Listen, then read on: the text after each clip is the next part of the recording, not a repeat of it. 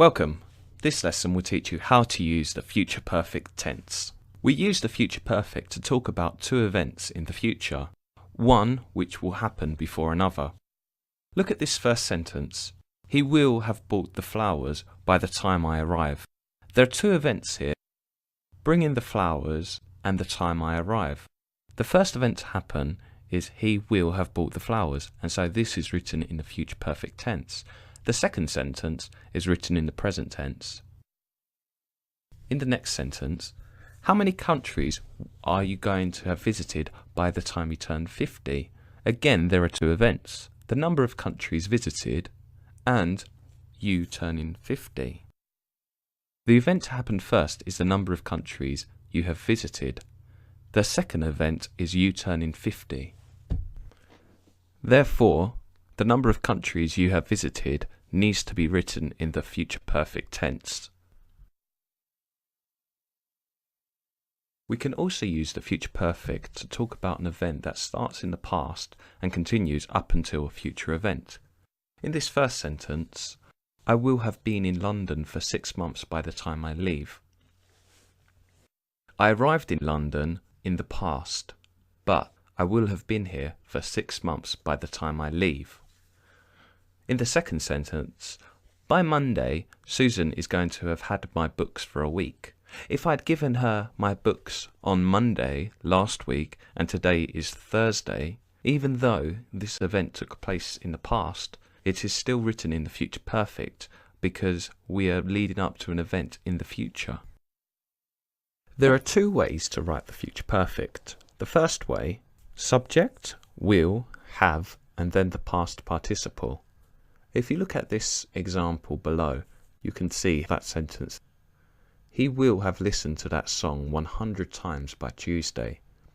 Every subject has the same form. He will have listened to that song 100 times by Tuesday. She will have listened to that song 100 times by Tuesday. Simon will have listened to that song 100 times by Tuesday. We both will have listened to that song 100 times by Tuesday. There are no variations in this form. The second way to write this sentence is with subject, be going, to have, and then the past participle. He is going to have listened to this song 100 times by Tuesday. This has the same meaning as the previous sentence.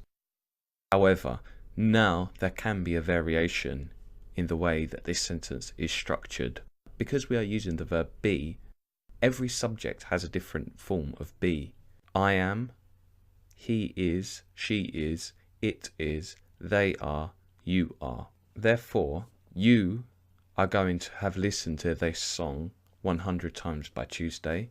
I am going to have listened to that song 100 times by Tuesday. The form changes. When we write this in the negative, we need to use the word not. Therefore, subject will not have and then the past participle. The short version for will not is won't.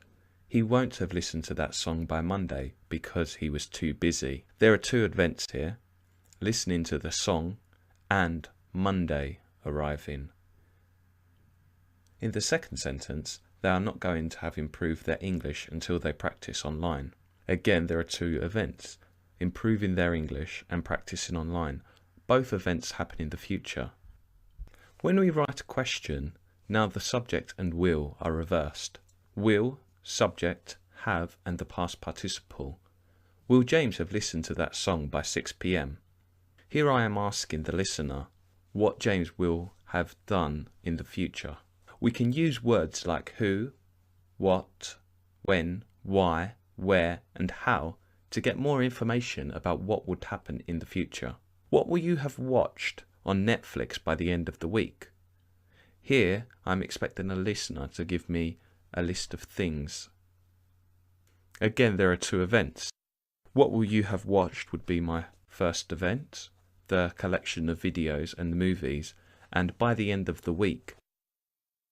The last thing to note is where we place our adverbs in these sentences. Here's an example. You will only have learnt a few words by Tuesday. In my second example, In questions, the adverb comes after the subject. Will you only have learned a few words by Tuesday?